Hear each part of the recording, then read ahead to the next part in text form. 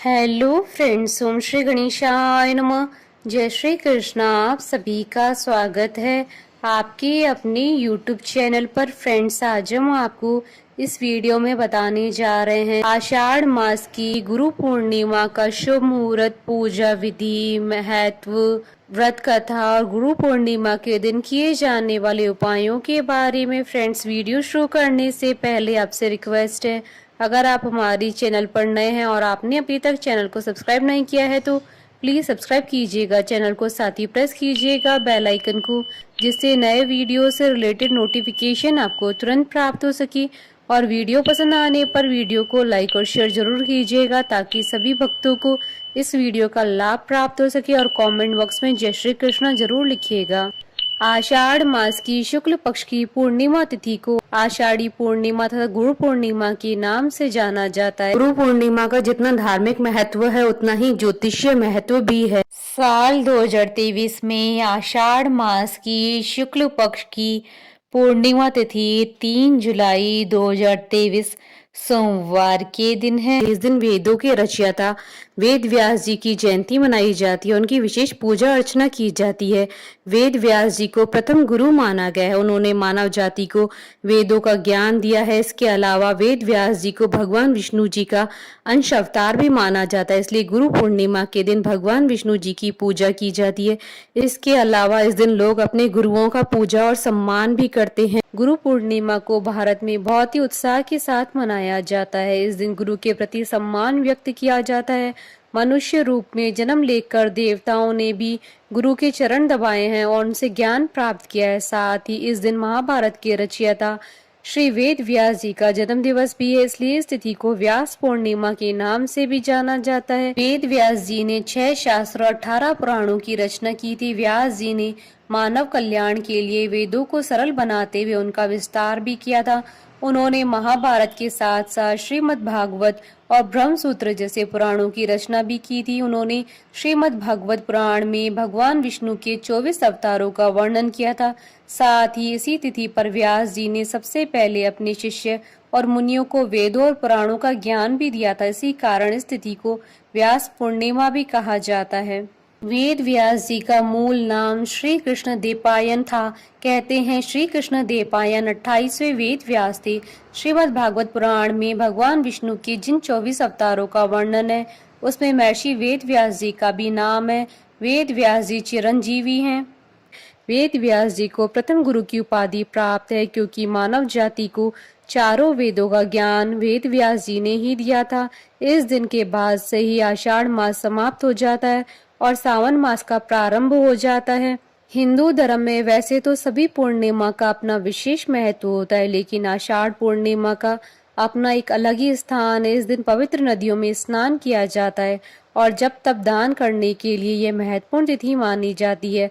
आषाढ़ पूर्णिमा के दिन गुरु पूजन भी किया जाता है। गुरु मंत्र प्राप्त करने के लिए यह दिन काफी महत्वपूर्ण माना जाता है। इस दिन आप जिसे भी गुरु मानते हैं उनके प्रति सम्मान व्यक्त किया जाता है और गुरु की पूजा की जाती है, क्योंकि उनके ज्ञान के प्रकाश से जीवन से अंधकार दूर होता है और ईश्वर की प्राप्ति होती है। गुरु का ज्ञान ही जीवन के हर मार्ग को आलोकित करने में सक्षम होता है। प्राचीन काल से लेकर आज तक गुरु शिष्य की परंपरा चली आ रही है। इस दिन केवल गुरु ही नहीं बल्कि परिवार के सभी बड़े सदस्यों के प्रति आभार व्यक्त करना चाहिए और उनको गुरु तुल्य समझकर उनका आदर करना चाहिए। फ्रेंड्स, अब आइए जानते हैं आषाढ़ मास की गुरु पूर्णिमा के शुभ मुहूर्त के बारे में। हिंदू पंचांग के अनुसार साल 2023 में गुरु पूर्णिमा का पावन पर्व 3 जुलाई 2023 सोमवार के दिन है। आषाढ़ शुक्ल पूर्णिमा तिथि प्रारंभ होगी 2 जुलाई 2023 को रात्रि 8:21 पर और आषाढ़ शुक्ल पूर्णिमा तिथि का समापन होगा 3 जुलाई 2023 को शाम 5:08 पर और चंद्रोदय का समय रहेगा 3 जुलाई 2023 को शाम 7:40 पर। फ्रेंड्स, अब आइए जानते हैं गुरु पूर्णिमा की पूजा विधि के बारे में। भारतीय संस्कृति में गुरु का स्थान ईश्वर से भी ऊपर है। गुरु पूर्णिमा के दिन गुरु के चरण स्पर्श करके आशीर्वाद लें। इसके बाद गुरु को श्रद्धा और क्षमता अनुसार गुरु दक्षिणा या उपहार भेंट स्वरूप दे। इस दिन गुरु का आभार व्यक्त करने के लिए वैसी ही तैयारी करें जैसे भगवान जी की पूजा की तैयारी करते हैं। ब्रह्म मुहूर्त में उठकर घर की साफ सफाई, स्नान करके स्वच्छ वस्त्र धारण करें और फिर गुरु को टीका लगाकर प्रसाद खिलाएं, आशीर्वाद लें, फिर भेंट दें। गोपद व्रत भी आषाढ़ पूर्णिमा को ही मनाया जाता है। इस दिन भगवान विष्णु जी की पूजा की जाती है। भक्त को सुबह जल्दी स्नान करना चाहिए, फिर पूरे दिन भगवान विष्णु जी की पूजा करनी चाहिए। भगवान विष्णु जी के विभिन्न नामों का जप करना चाहिए। पूजा में धूप, दीप, गंध, पुष्प आदि का प्रयोग करना चाहिए। पूजा के बाद भोजन, वस्त्र, आभूषण आदि ब्राह्मणों को दान करना चाहिए। इस व्रत का पालन करते हुए गायों की पूजा की जाती है। भक्त को इस दिन गाय को तिलक लगाने के बाद गाय का आशीर्वाद लेना चाहिए। यदि वे पूरी श्रद्धा के साथ इस व्रत का पालन करते हैं तो उन्हें सभी पापों से मुक्ति मिलती है। यह व्रत भगवान विष्णु जी को प्रसन्न करता है और भक्त की सभी इच्छाओं को पूरा करता है। इस व्रत का पालन करने से भक्त को सभी प्रकार के सुख प्राप्त होते हैं और विष्णु लोक की प्राप्ति होती है। पूर्णिमा के दिन सत्यनारायण कथा भी पढ़ी जाती है। जो लोग अपनी इच्छाओं को पूरा करना चाहते हैं उन्हें इस दिन कथा को पढ़ना या सुनना चाहिए। फ्रेंड्स, अब आइए प्रारंभ करें गुरु पूर्णिमा की व्रत कथा। धर्म ग्रंथों में गुरु पूर्णिमा की 2 कथाएं प्रचलित हैं। पहली कथा, पौराणिक कथाओं के अनुसार वेद व्यास भगवान विष्णु की अंश स्वरूप कलावतार हैं। इनके पिता का नाम ऋषि पराशर था जबकि माता का नाम सत्यवती था। वेद ऋषि को बाल्यकाल से ही आध्यात्म में रुचि थी। इसके फलस्वरूप उन्होंने अपने माता पिता से प्रभु दर्शन की इच्छा प्रकट की और वन में जाकर तपस्या करने की अनुमति मांगी, लेकिन उनकी माता ने वेद ऋषि की इच्छा को ठुकरा दिया। तब उन्होंने हठ कर लिया, जिसके बाद माता ने वन जाने की आज्ञा दे दी। उस वन में वेद व्यास की माता ने उनसे कहा कि जब उन्हें ग्रह का स्मरण आए तो लौट आना। इसके बाद वेद व्यास तपस्या हेतु वन में चले गए और वन में जाकर कठिन तपस्या की। इसके पुण्य प्रताप से वेद व्यास को संस्कृत भाषा में प्रवीणता हासिल हुई। इसके बाद उन्होंने वेदों का विस्तार किया और महाभारत, 18 महापुराण सहित ब्रह्मसूत्र की रचना की। इन्हें बद्रायण भी कहा जाता है। वेद व्यास जी को अमरता का वरदान प्राप्त है, अतः आज भी वेद व्यास जी किसी न किसी रूप में हमारे बीच उपस्थित हैं। दूसरी कथा, पौराणिक कथाओं के अनुसार सत्यवती बहुत ही सुंदर थी। उनका जन्म एक मछली के गर्भ से हुआ था। इसी वजह से उनमें से मछली जैसी दुर्गंध आती थी।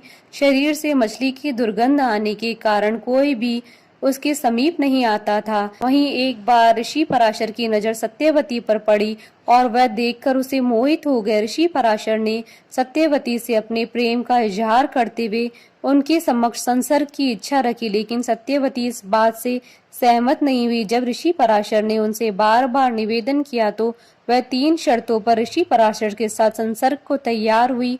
सत्यवती की पहली शर्त थी कि ऐसा करते हुए उन्हें कोई न देखे, और इस शर्त को पूरा करते हुए ऋषि पराशर ने एक कृत्रिम आवरण बना दिया जिसकी वजह से कोई उन्हें न देख सकता था। सत्यवती जानती थी कि ऋषि पराशर उनके साथ विवाह नहीं कर सकते हैं, इसी वजह से उसने दूसरी शर्त रखी कि उनकी कौमार्यता भंग नहीं होनी चाहिए। इस शर्त को पूरा करते हुए ऋषि ने आश्वासन दिया कि जैसे ही बच्चे का जन्म होगा उसकी कौमार्यता पहले जैसी ही हो जाएगी। सत्यवती की तीसरी शर्त थी कि उसके शरीर से आने वाली मछली की गंध खत्म हो जाए और उसे सुगंध आने लगे। ऋषि पराशर ने उसकी इस शर्त को भी पूरा किया और उसके शरीर से आने वाली दुर्गंध सुगंध में परिवर्तित हो गई।